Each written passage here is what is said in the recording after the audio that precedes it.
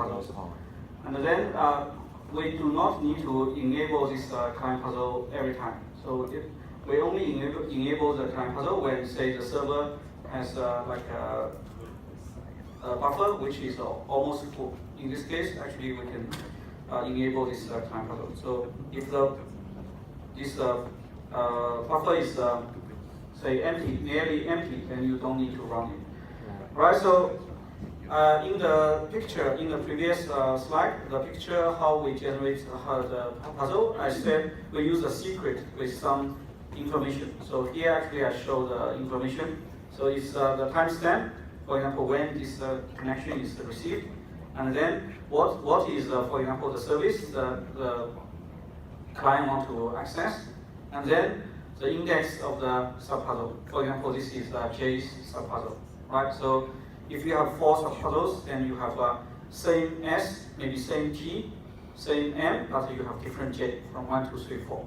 So in this case, you can produce different client puzzles by hashing all these inputs, right? So then the client will need to solve the missing k bit of the X in order to pass the verification.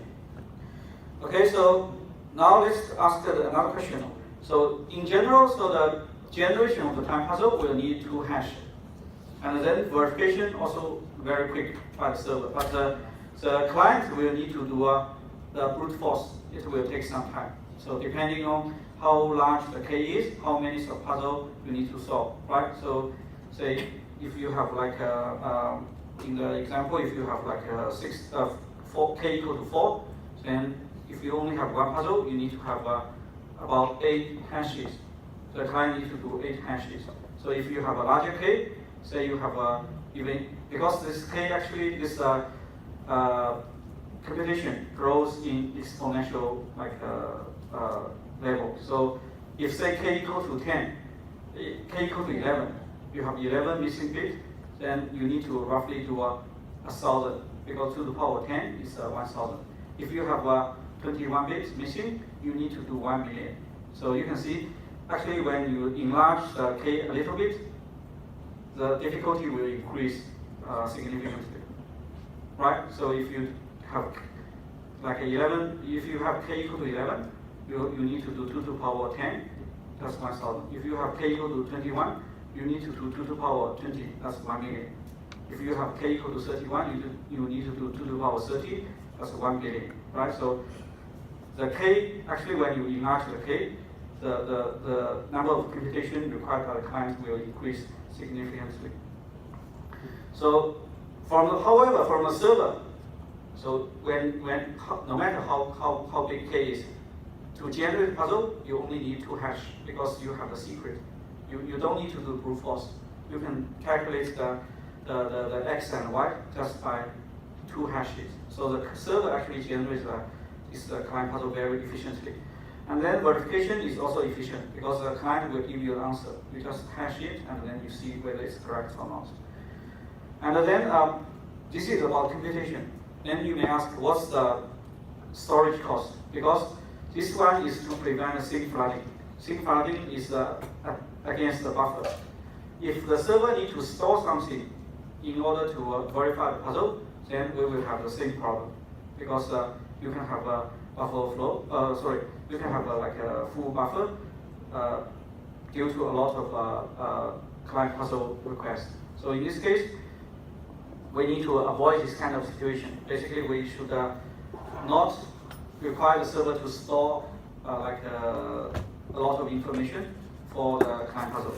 So the question here is what information should be stored on the server side? So of course the secret S. So the secret S must be stored. The S can be just like a 16 byte. Like if you have a 128-bit random string, then that's sufficient. Then how about other information? Suppose this is a solution the client needs to supply, right? So basically the client needs to supply the k missing bit, right? And also then the client will need to, for all the subpuzzle, if you have n subpuzzle, all subpuzzle you need to supply k missing bit. You also need to supply this like service, the request, the service request. So what you want to access, the timestamp. So suppose the client provide this tuple as a solution. Essentially, the server does not need to store anything because by combining this solution from the client together with the secret S, the server can already verify the answer. So in this case, actually, the server only need to store the secret S, nothing else. So in general, so the server does not need to store any information for verifying the client puzzle. So in this case, we don't need to face this buffer, buffer problem because we don't need to allocate any buffer for the client puzzle protocol. Okay, so that's basically how we can generate and verify the puzzle efficiently. So here the storage, you can say, is nearly zero. Computation is negligible, very small. Although it's not zero, because you still need to do some hash, and you need to verify the puzzle using hash. Okay, so anyway, so this basically the client puzzle require only negligible computation resource from the server. But anyway, if say you still have sufficiently many client puzzle requests, then there may be still potential in a service attack. Because although we only need a few hashes, but if you have a huge amount of requests, then we still have a problem. But because the hash actually is very efficient, in order to really use this client puzzle to launch the service attack, the attacker himself will need to use a lot of resources in order to really perform this attack.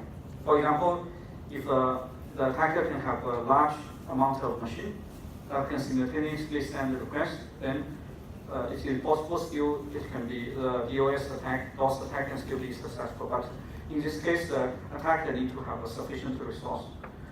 So the client puzzle we just studied is the scheme presented in the paper given in the Moodle site. So you can actually read the paper. But that paper actually is not easy to read. So it involves a lot of mathematics. So there are a lot of theoretical analysis, a lot of probability and mathematics inside the paper. But if you are interested, you can still have a look. And then another client puzzle we will look at. Actually, this is a client puzzle similar as proof of work used by Bitcoin and other blockchain-based cryptocurrency. So it's again based on hash function, and here we have some notations. So H is hash function, C is client ID. So we have server nonce, client nonce. So this is the same nonce. If you study 368, nonce is some number that will never repeat. So number used only once. So you can just treat nonce as a large random number. So we have the client and server nonce, timestamp, and then the difficulty level. Again, we use the K to denote this difficulty level. And then Y is basically part of the hash value, right? So in general, what you need to address, what we need to solve in this second client puzzle is to find a hash value which has a special format, right? So basically, the client will have a client ID. Server will have a nonce. The nonce is the challenge. The nonce will change every time.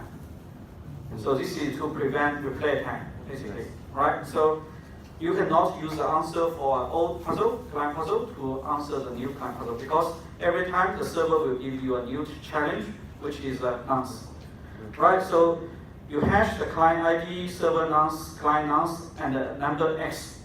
The number X is chosen by the client. So the client need to choose different X. So the client can try different X until you produce a hash in this format. Because hash is, so somehow we can treat hash as a random function.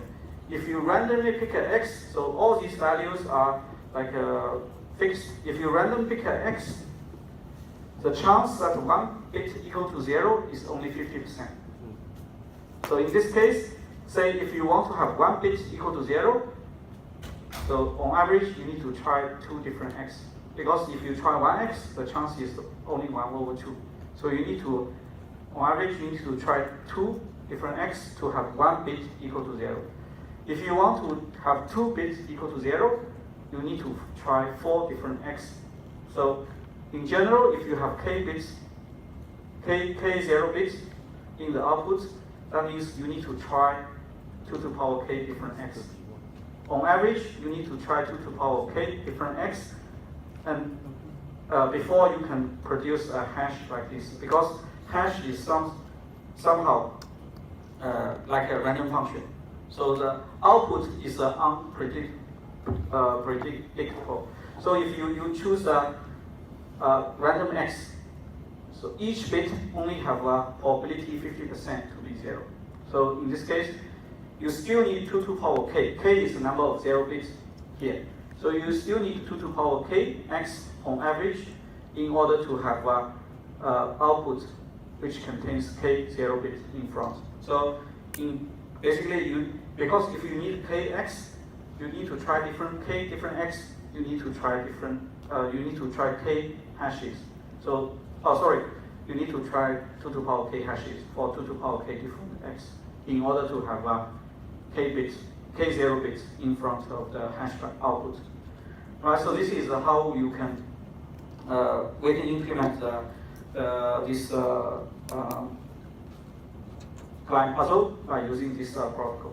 So in Bitcoin, actually we use the same technique. So basically this is a block, right? So block, in each block, actually it contains a hash.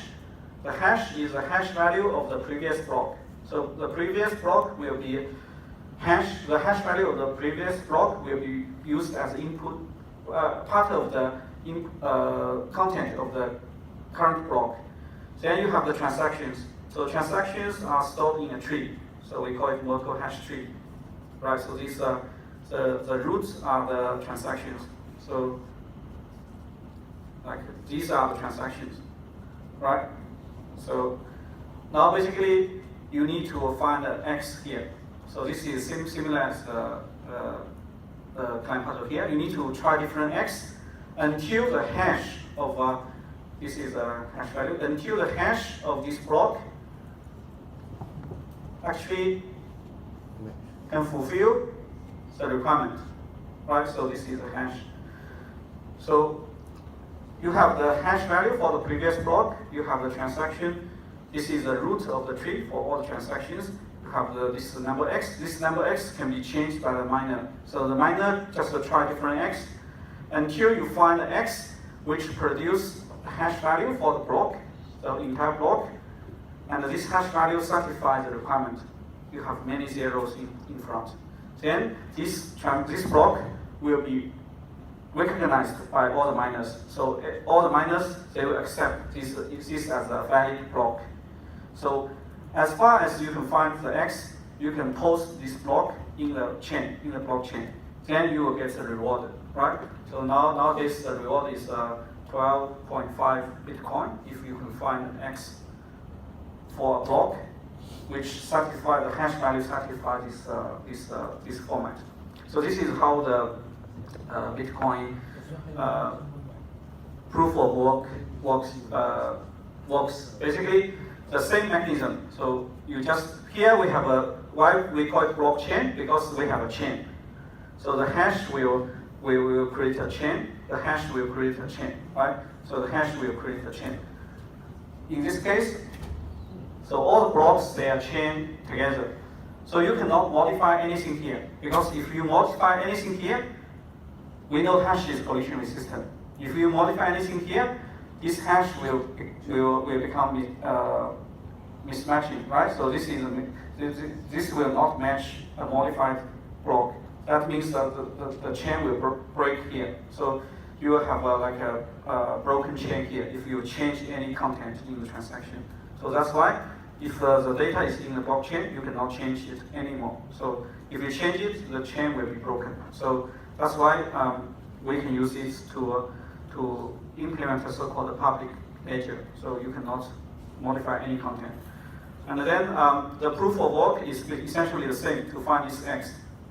So you can change the value of x until you find a hash value satisfy the requirement. Then this becomes the valid block you can put on the chain, and then you will get a reward. So this finding the x is what the miners will perform. So all the miners they will compete with each other to find the value of x, which can produce this hash.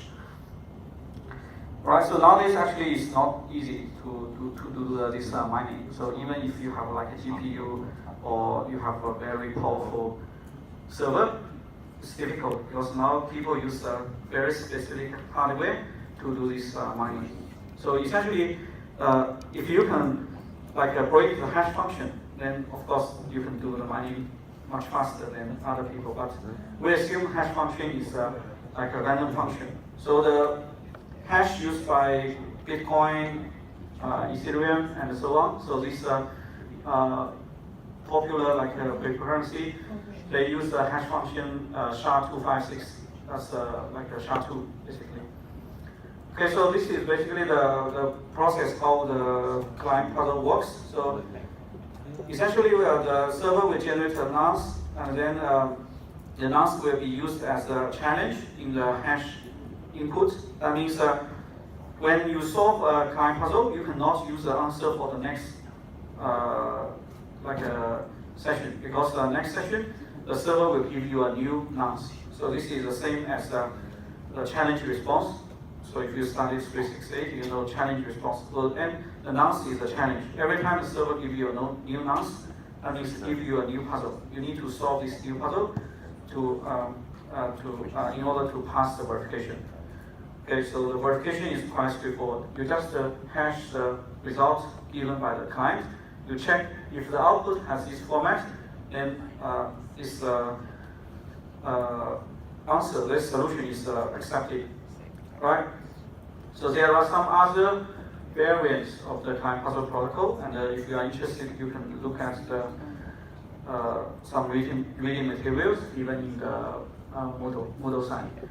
And then, so far we only look at the client puzzle like subpuzzles. If we use a set of subpuzzles, we look at the generation and verification of subpuzzle in a independent way. So that means each subpuzzle actually can be generated and solved in an independent way. So there is no relationship between the subpuzzles. However, so if we want to prevent the client, say, using parallel computation, because if you have, say, 4 subpuzzles, they are independent, then you can do this calculation in parallel. You can use the GPU, for example, to solve the client puzzle in parallel.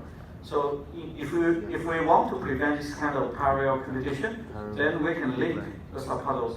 So maybe the solution for the first subpuzzle will be used to generate the second subpuzzle and so on, to solve the second subpuzzle. That means you create a chain. You need to solve the first one before you can do the second one. So in this case, the puzzle will be more difficult compared with the independent subpuzzles, which can be done in parallel. Okay, so that's all for the client puzzle part, and we also finished this part. So as I said, the last part, so we may not be able to finish the whole topic, but we will maybe finish 2/3 of the topic for buffer flow. So this actually is related to like a pin of death. Pin of death is basically the one particular application of buffer flow, right? So we already know, so if such kind of buffer situation happens, then the system may crash because the memory